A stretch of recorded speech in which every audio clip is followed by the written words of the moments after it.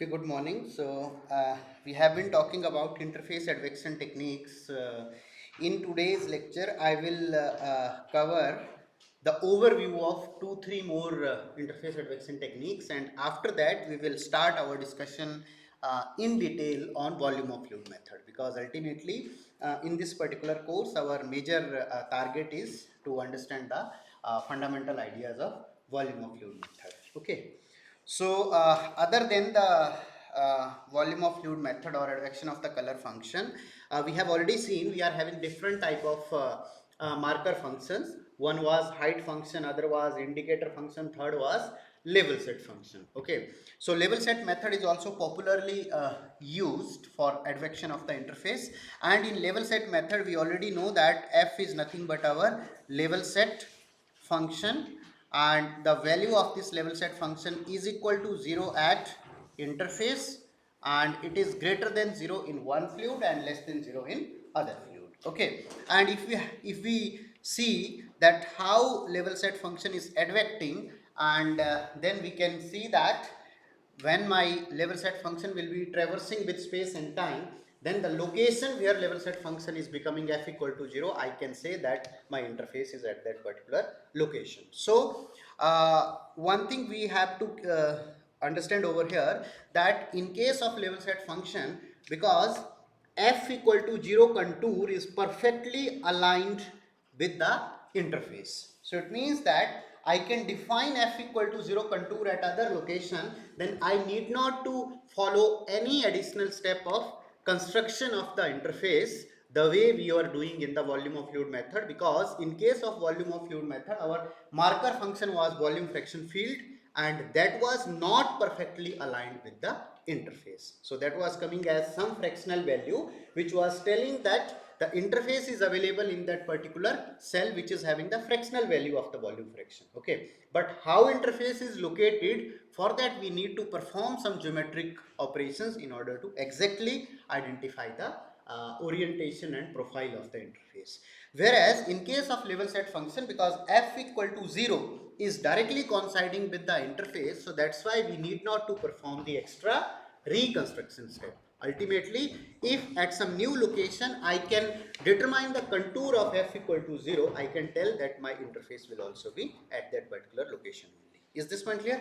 Now, we know that normal can be defined as minus gradient of f divided by magnitude of gradient of f, and if I use this definition for defining the interface normal velocity Vn as u vector dot n, normal vector, then I can write here Vn into gradient of f equal to 0. Okay, now one interesting part is, already I have told you that whenever we use this type of interface markers function which gives the sudden jump at the presence of the interface, so ultimately this type of jump is not preferred for defining the properties. Okay, whenever we have to define the properties, then we need to take some indicator function which shows smooth variation from 0 to 1, okay, in the cells which are in neighborhood of the interface. So for that, whenever we use the level set function, along with this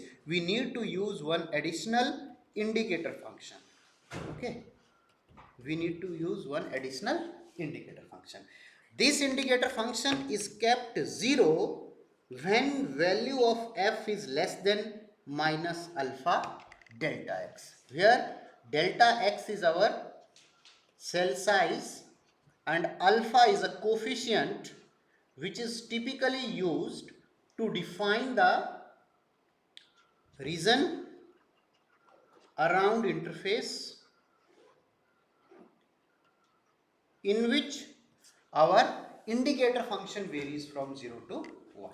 Okay, and you can see that if f is greater than alpha delta x, then value of indicator function will be becoming simply equal to 1, and when mod of f is less than equal to alpha delta x, corresponding to this scenario, the value of indicator function is given by half of 1 plus f by alpha delta x plus 1 by pi sine pi f divided by alpha delta x with the help of this function. Okay, so what additional advantage it provides? You can see that if this is my interface I know that the level set function for this interface will be something like this, where it will be equal to 0 at this point, and it will be greater than 0 here, and it will be less than 0 here. Okay, but whenever I need to define the properties, I will be having, say, rho 1 density in primary fluid, rho 2 in secondary fluid, and mu 1 viscosity in primary fluid and mu 2 in secondary fluid. Okay, so if I only consider the marker as my, there is some issue with this.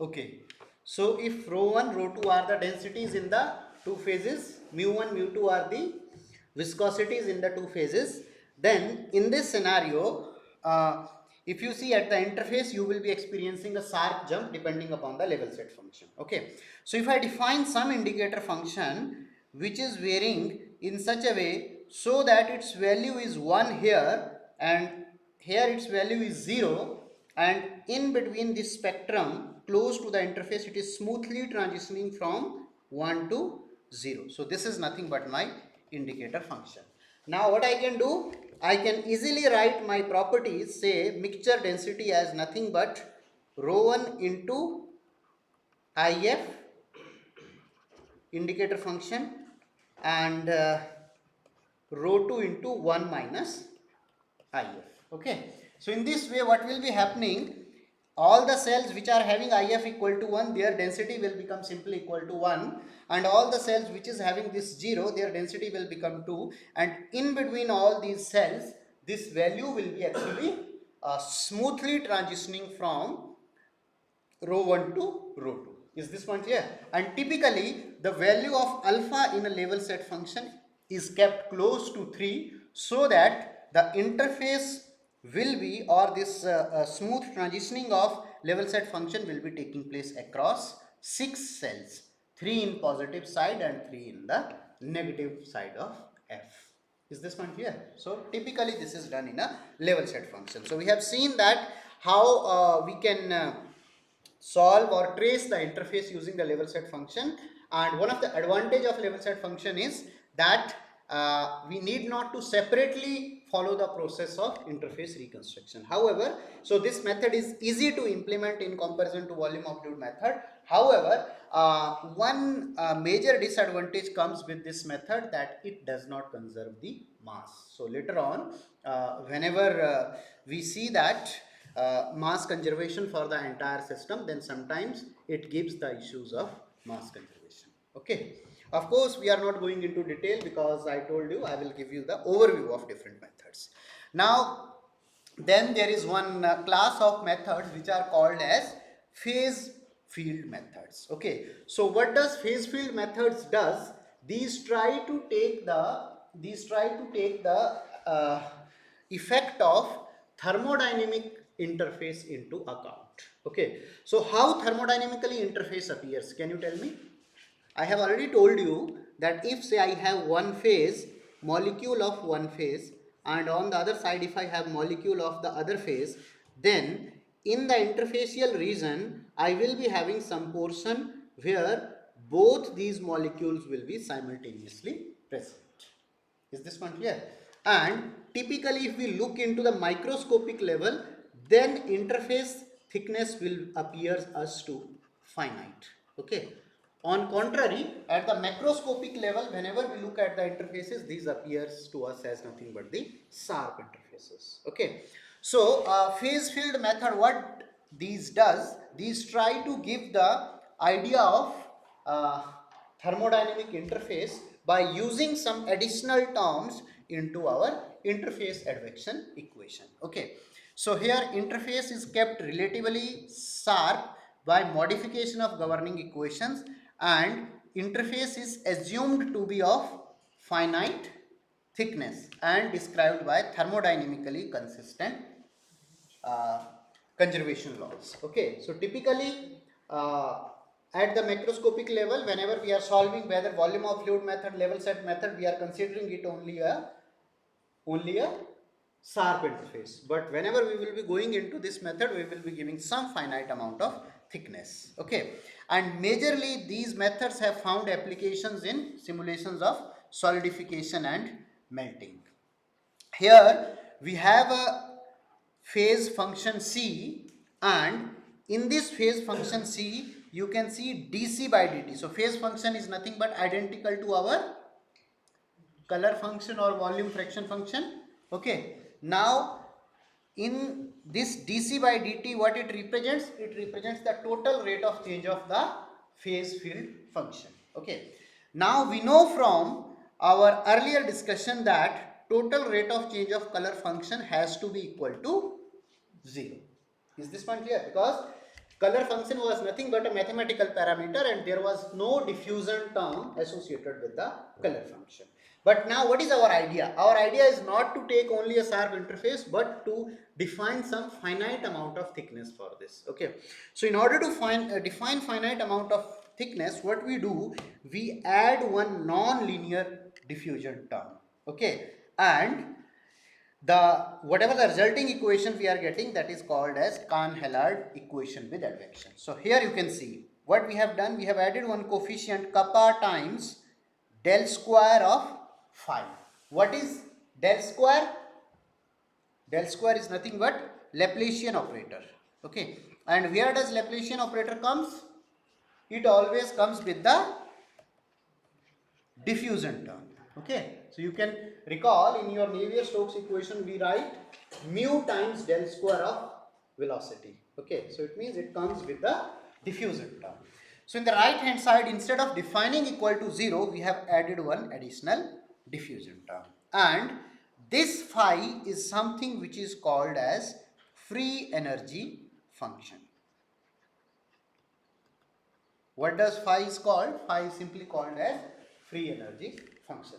So all of you know what is free energy from thermodynamic ideas, or excess energy available at the interface.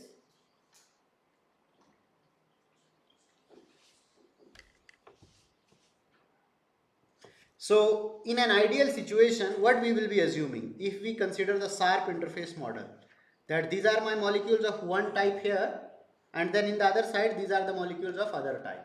Okay, and based on this I will be getting certain amount of energy at the interface.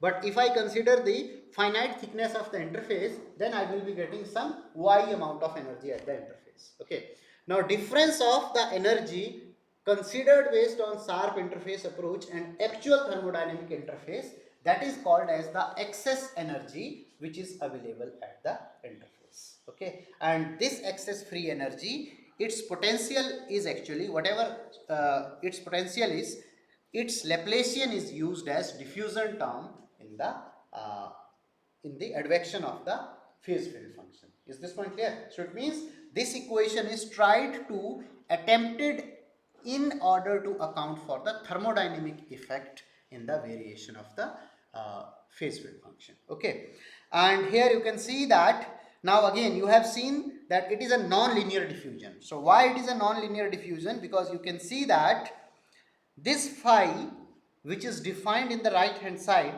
ultimately value of phi is coming from some other function psi, and psi is nothing but a function of C. It is again a function of phase field function only, and minus alpha into Laplacian square of C. Okay, is this point clear? So this is the functional form of psi with phi. Is this one clear? So it means that this is a non-linear variation. So when this type of approach is used, now how further we will be solving this, that I am not telling. The overall idea is to study the overview of the method. So the overview tells that in phase field methods, what we do, we try to include the finite thickness of the interface. Is this one clear? Now next method is CIP method. CIP method, the major idea of this method is to reduce the dispersive error in the advection of a function f by fitting a cubic polynomial to the nodal values of f and its derivatives. Okay, so typically you have seen that whenever I have used the advection of the color function using piecewise upwind scheme or linear upwind scheme, then what we observed? We observed that whenever the solution was propagating with the time step, our interface was becoming dispersive. Is this point clear? All agrees to this point. Okay, so interface was not staying in only the central cells, but it was diffusing. So it means that, and you see what is the basic idea of CIP method. The basic idea of CIP method is to reduce the dispersive error in the advection of a function f. So if I assume that f is my color function, okay, and in the advection of the color function, if I use CIP method, then ultimately I can restrict the dispersion of the interface, spreading of the interface, which was happening in the subsequent node points. Okay, so how we do this? We do this by fitting a cubic polynomial to the nodal values of f and its derivative. So first thing is, in order to use the CIP method, we have to use one f, which is our color function, and one another function g, which will be nothing but derivative of this color function f. Okay, cubic interpolated, so this method, full form of CIP is cubic interpolated pseudo particle. This is also named as cubic interpolated propagation and constrained interpolation profile method. Okay, and here you can see that if I have to apply this for one dimensional advection equation, then for one dimensional advection equation, f is my color function. So I will be getting del f by del t plus u times del f by del x equal to 0. Okay. Now what I need to do, I need to take the derivative of this equation with x. If I take derivative of this equation with x, I will be getting del by del t of del f by del x plus u times del square f by del x square plus del f by del x into del u by del x equal to 0. Is this point clear? Now let me assume that for one dimensional flow, whatever I have considered, u is constant. So if u is constant, then del u by del x will be 0. So this term will be 0. Del f by del x I have defined as g. So I can write del g by del t plus u times, instead of double derivative, I can write u times del g by del x equal to 0. Okay. So I have got one equation for advection of the color function and one equation for advection of its derivative. Is this one clear? That is the first line of this method. Then what is the second line? Second line is we have to fit a cubic polynomial. Okay. So I am now defining a cubic polynomial p of x, which is equal to ax cube plus bx square plus cx plus d. Because I have to define cubic polynomial, it means highest power I have to take 3. So if I take highest power 3, then this is my cubic polynomial. All are clear with this point? So if this is the cubic polynomial which is fitting my function f, what will be the polynomial which will be fitting my function g? For function g, I can take another polynomial q of x, which will be simply the derivative of this.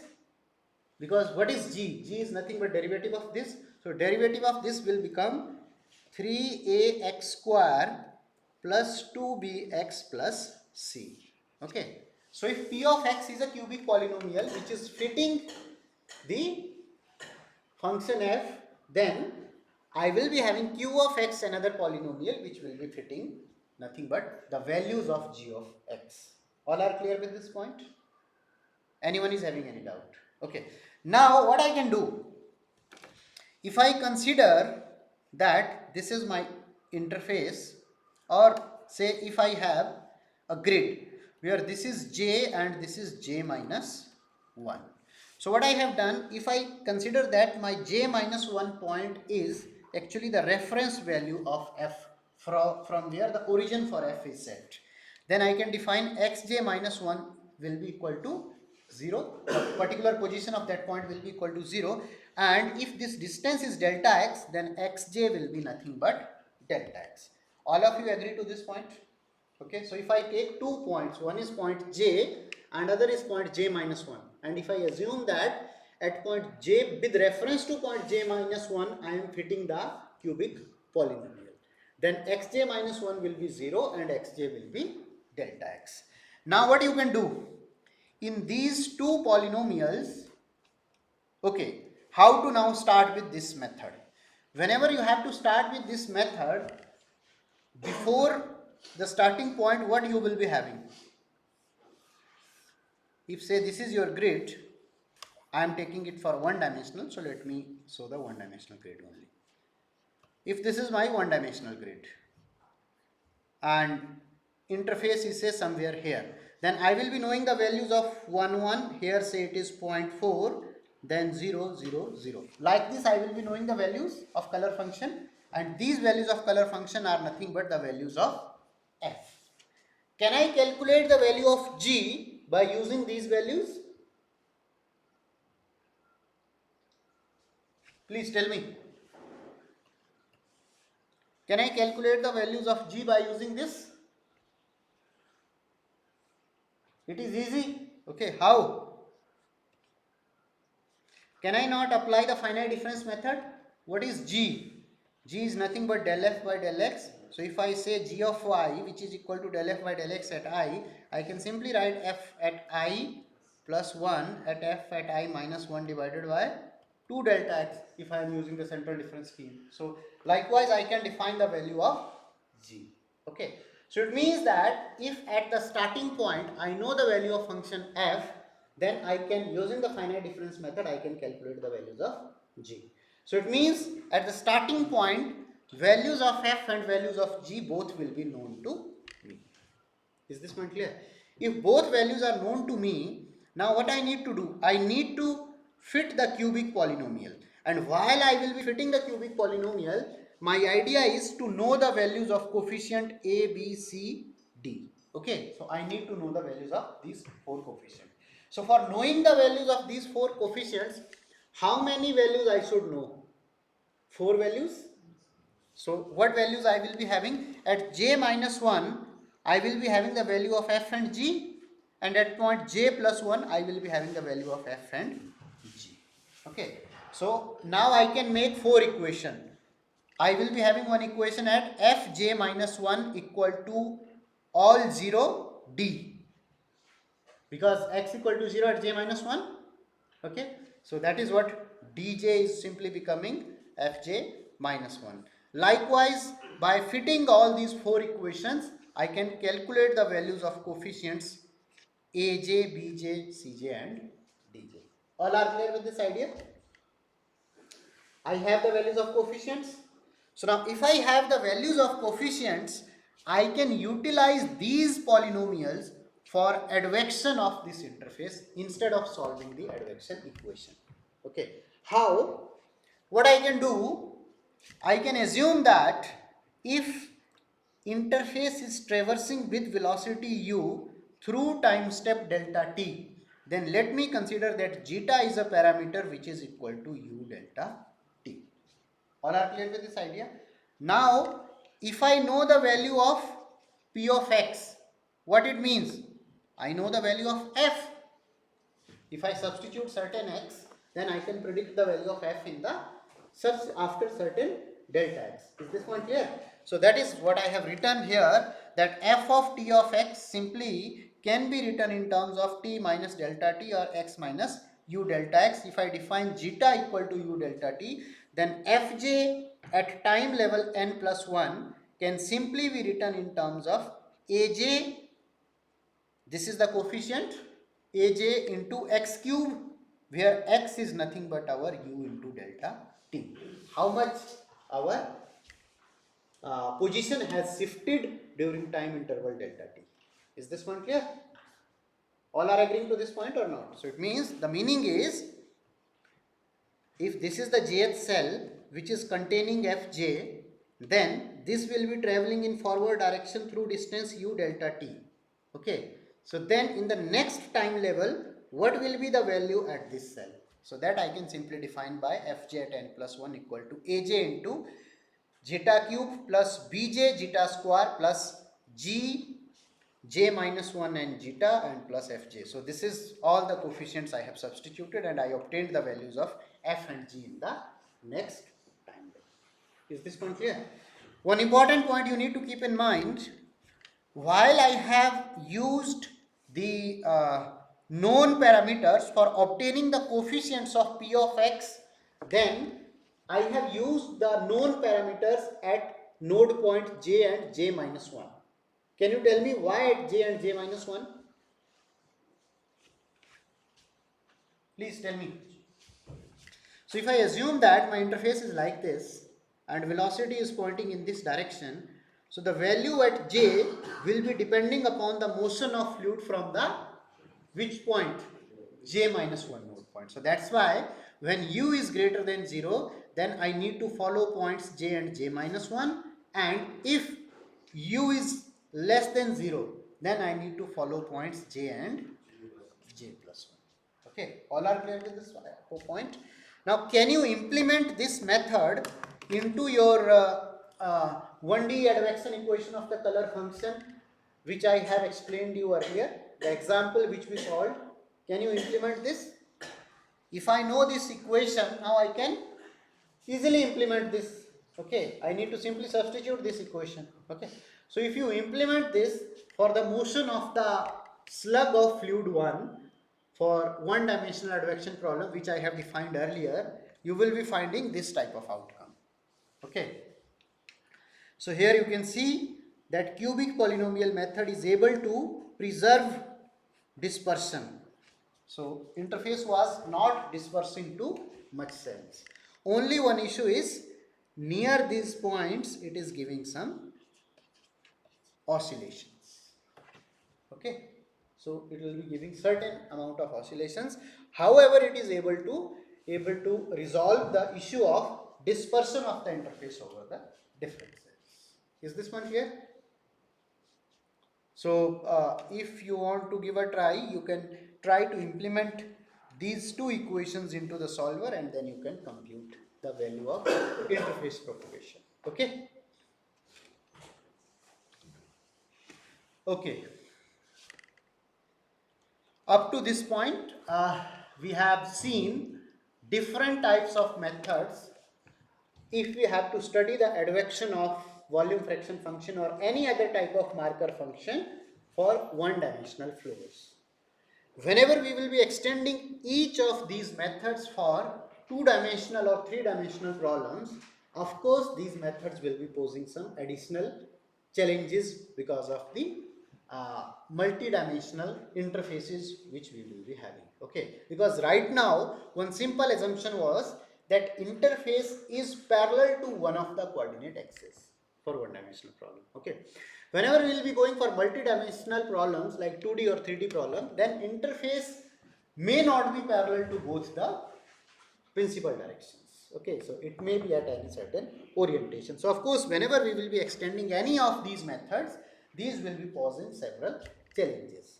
But of course, extending all the methods will be a long process. So what we will do, instead of all the methods, we will try now to study the details of one method, which is volume of fluid method. So now we will extend volume of fluid method for discussion on two-dimensional and three-dimensional problems. Okay. So why we are going for volume of fluid method? One of the reason is it is the most widely used method. Historically, if you see, it is most widely used for multi-phase flow problems. Okay. So Majority of the solvers or codes which you will be finding there, people have used volume of fluid method for solving this. Okay. Now let's understand certain basic properties of the volume of fluid method. So typically volume of fluid method, some idea we have got from the one dimensional advection equation as well. It works in two major steps. It majorly works in two major steps.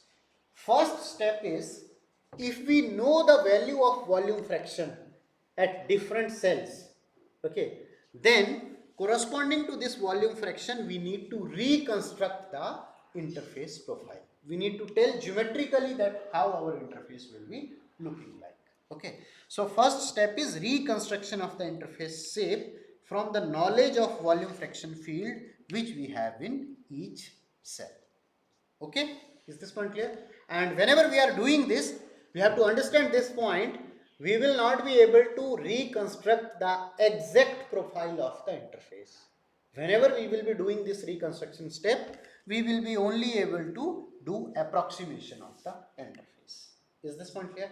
Second step is, once you have reconstructed the interface, after that you have to define some mathematical formulations for advection of the interface with the time. So second step is advection of the reconstructed interface in a given velocity field. It means amounts to exchanging reference phase volumes across the boundary of the neighboring cells. That is what we have done. If you recall the 1D advection equation, what I have done? I had a cell something like this which was partially filled, and then when my aim was that in delta t time how much this was passing through this, then I have considered in u delta t how much this is moving, and then after that I defined that geometrically only this much portion is the volume of reference fluid which is moving in this. Then for defining this much volume across the neighboring cell, what was the mathematical formulation that we have adopted? Is this point clear? So that is written in the second step. All are agreeing to this point. So it means from volume of fluid method we need to majorly follow the two additional steps. One is based on the volume fraction data. First we need to geometrically reconstruct the interface, and that will be nothing but an approximate interface profile. Once we approximated the interface, then our second task will be to advect the interface, and for advection of the interface we have to decide how much mass of the reference phase is exchanging with the neighboring cells, and that area, volume or mass we need to actually estimate. So here there is a typical representation of the interface, actual interface which you can see, and based on this the color function data is given over there. Okay.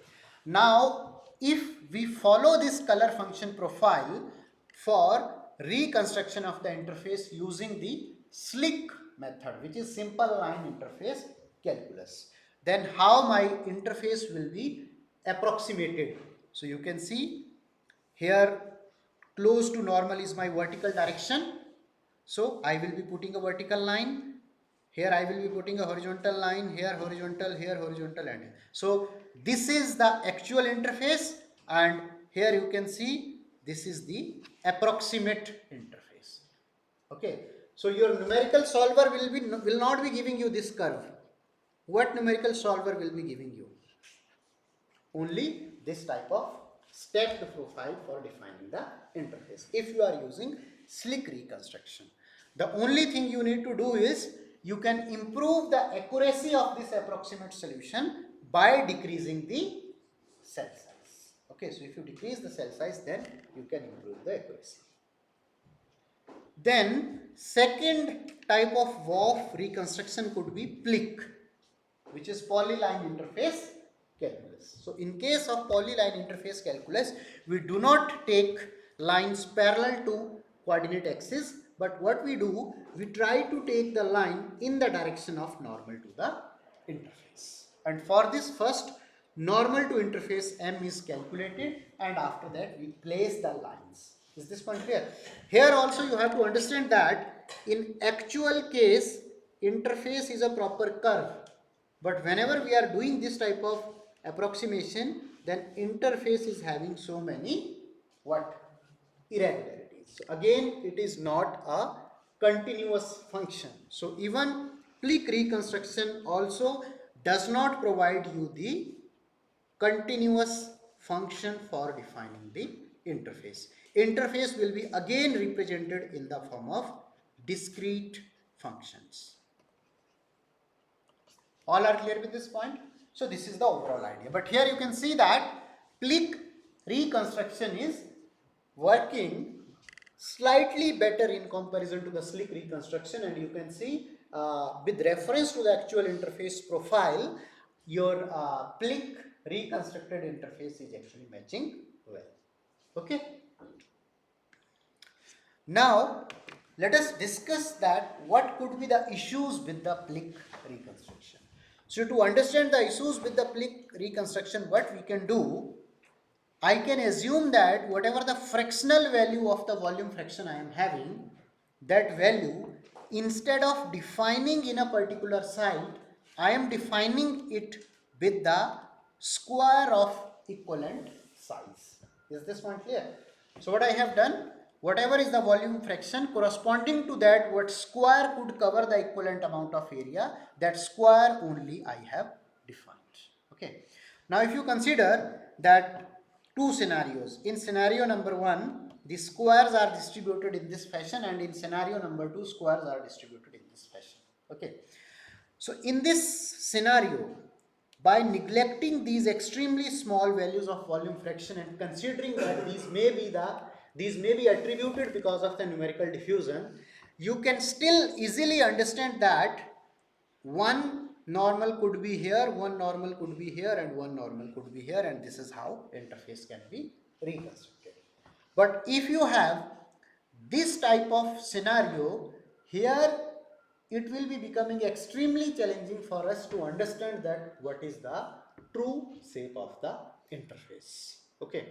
So it means that whenever we are going for the Plick reconstruction, if our distribution of volume fraction field is extremely confusing or complicated within the grid structure, then the Plick algorithm may become confused and we may not be able to properly define the interface profile. Okay. However, these issues are resolved with the help of certain techniques. How to do that, we will see. Another important point is whenever we choose a method for fluid flow and heat transfer problems, always our interest is that mass of fluid should be conserved. Okay. So if say whenever we are progressing with time, if mass conservation is not satisfied, then our phenomenon, whatever we will be getting from the numerical simulations, that will not be correct. Okay. So ultimately, we have to now see that how mass conservation characteristics of volume of fluid method are satisfied.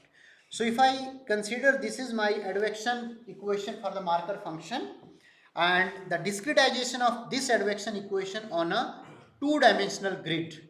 Okay, so on a 2D grid, because now I am not considering only along one dimensional, I have to extend my solution for multiple dimension. So for 2D grid, I can assume that this is my grid point ij, then I will be having some grid point I j plus 1, sorry, I plus 1j, and here I will be having I comma j plus 1. Okay. Now if you see, then h square of color function at point ij del by del t of this can be written in terms of u dot n cap h of xt dl equal to 0, where this gamma over here is representing the integral over the boundary of the control volume. Is this point clear? This is over boundary of the control volume. And for a two-dimensional cell, this will be becoming nothing but a line integral. All are clear with this point? And what is the meaning of this? U dot n will be representing nothing but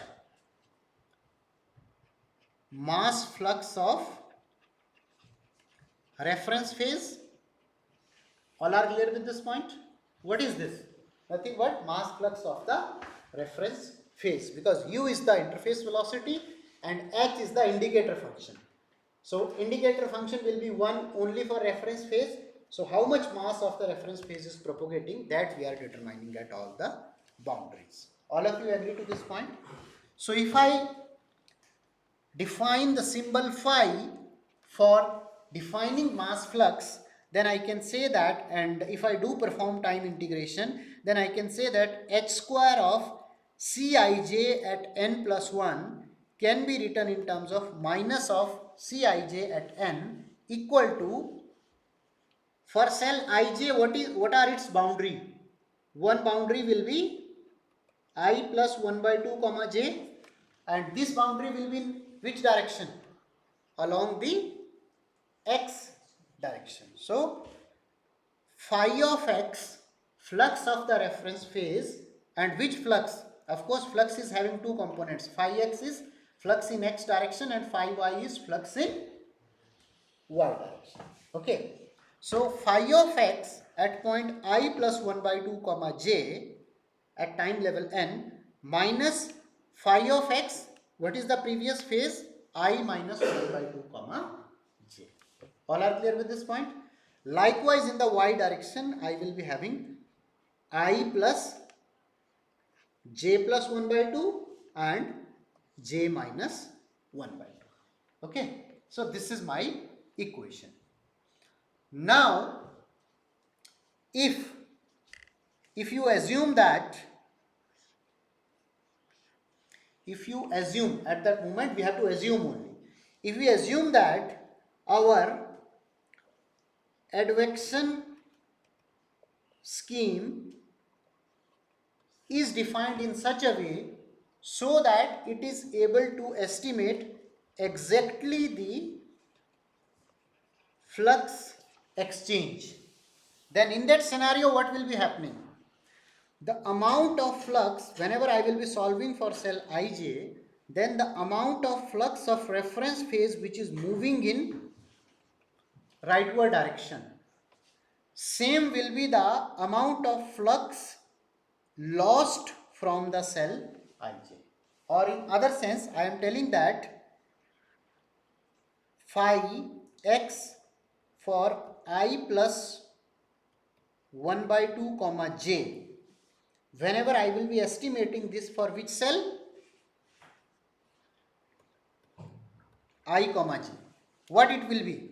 It will be nothing but outgoing flux. And if phi x at point I plus 1 by 2 comma j, I calculate for cell I comma j plus 1. For cell I comma j plus 1, this will be nothing but my what flux? Incoming flux. Okay.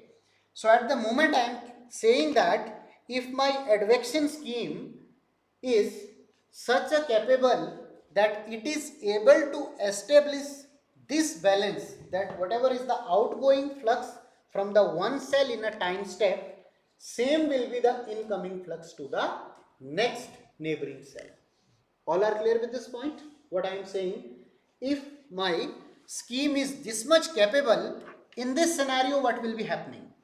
In this scenario, whenever I will be writing this equation Cij n plus 1 for all the cells of the domain, and after that if I take the equation, if I take the summation of all these equations, then in right hand side all the phi values must cancel out. Are you agreeing to this point or not? What I am saying? I am saying that if this equation, this is my main equation, if this equation I write for all the computational cells of the domain, okay, and if I write it for all the computational domain, then for every grid I will be having one equation, and if I take sum of all these equations, once I will be taking sum, what will be happening?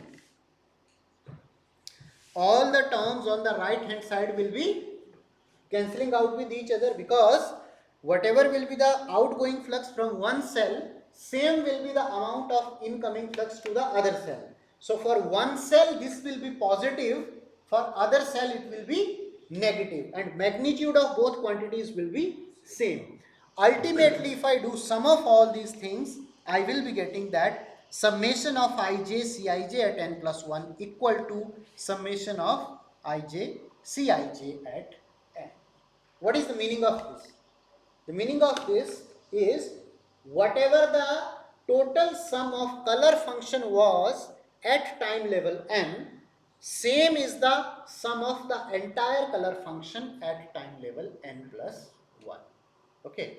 So if this situation is satisfied, it means the distribution of the phases or the amount of the phases in our simulation domain is always remaining consistent. So the scheme which is capable of doing this, that scheme I will be calling as mass conservative schemes. Okay. So inherently the advection equation is mass conservative. But what we need to do, what assumption we have taken over here in order to prove this property? We have taken the assumption that our advection schemes are so selected that these are able to make the balance of fluxes in between the outgoing and the incoming fluxes across the neighboring cells. Okay, so this is one important point. If this point is satisfied, then my volume of fluid will be mass conservative. But if I am not able to develop some advection scheme which balances this point, then ultimately I will be having certain mass losses in my system. All are clear with this point? So maybe with these basic characteristics of the volume of fluid, I will stop, because after this we have interface reconstruction methods that I will take up in the next lecture. Okay.